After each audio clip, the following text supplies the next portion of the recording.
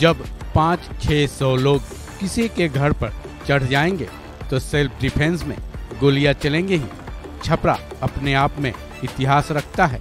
हिंसा के मामले में, चुनावी राजनीति में जहां लालू जी रहेंगे, ये सब चीजें नई नहीं है। महीनों से कैंप करना और जिस प्रकार से हंगामा होता है, ये तांडव होता है, शुरू हो गया। चुनाव के पहले से शुरू हुआ था और अब चुनाव समाप्त होने के बाद गोलियां चलने लगी। और ये जहां से शुरू हुआ वो पूरे बिहार को पता है कि कहां से शुरू हुआ। जिस तरह से एहतियात बरती जानी चाहिए थी वो नहीं हो पाया। जो छपरा में हो रहा है, बिहार इसी से डरता है। राष्ट्रीय जनता दल का खौफनाक और भयानक चेहरा देखना है तो छपरा आ जाइए। वैसे भी इसे हॉट सीट कहा जाता है, तो अब असल में हॉट हो गया है। अब आप ही ये अंदाजा लगाइए, सारण लोकसभा सीट पर बीजेपी के उम्मीदवार और वर्तमान सांसद राजीव प्रताप रूडी के इस बयान का क्या मतलब है। दरअसल बिहार के सारण लोकसभा सीट पर चुनाव के ठीक अगले दिन छपरा के भिखारी चौक पर गोलीबारी हो गई, जिसमें एक की जान चली गई और वहीं 2 लोग घायल बताए जा रहे हैं। इस गोलीबारी की धुरी सारण लोकसभा का बूथ नंबर 118 की वो कंट्रोवर्सी है, जब बीते शाम चुनाव के बाद इसी बूथ पर छपरा के ही आरजेडी लोकसभा उम्मीदवार रोहिणी आचार्य पहुंची थी, जहां बीते शाम जमकर बवाल मचा था। इसी मुद्दे को लेकर आज सुबह एक पक्ष ने दूसरे पक्ष पर गोलियां चला दी, जिसके बाद बीजेपी उम्मीदवार राजीव प्रताप रूडी का ये बयान आया है, जो कि बेहद चौंकाने वाला है।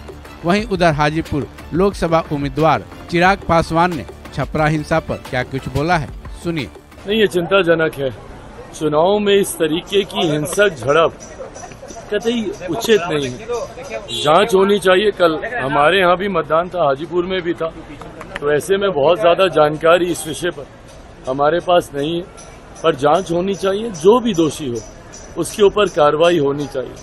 और चुनाव के वक्त ये संयम हर किसी को बरतने की जरूरत है।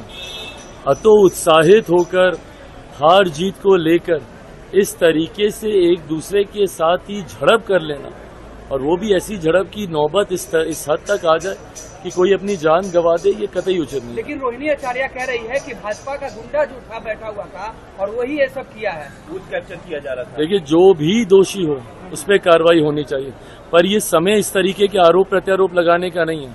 अगर इस तरीके की बातें होंगी तो कई उदाहरण फिर हम लोग के पास भी हैं कि किसने क्या किया। ऐसे में जो भी हो, जिसकी वजह से भी ये घटना घटी है, उसके ऊपर कार्रवाई होनी चाहिए। फिलहाल बिहार के छपरा में तनाव का माहौल बना हुआ है। हालात पर काबू रहे, इसके लिए उस इलाके में पुलिस की गश्त बढ़ा दी गई है। साथ ही इंटरनेट भी अब बंद कर दिया गया है। छपरा में आगे क्या होगा, फिलहाल ये तो नहीं कहा जा सकता है, लेकिन राजीव प्रताप रूडी को एक बार फिर से अपने बयानों की समीक्षा करनी चाहिए, क्योंकि जिन शब्दों का उन्होंने इस्तेमाल किया है, हिंसा की आग में घी डालने वाला कहा जा रहा है। भले ही उन्होंने सेल्फ डिफेंस शब्द का सहारा लिया हो। इस खबर में बस इतना ही। बाकी अपडेट्स के लिए जुड़े रहें वन इंडिया हिंदी के साथ।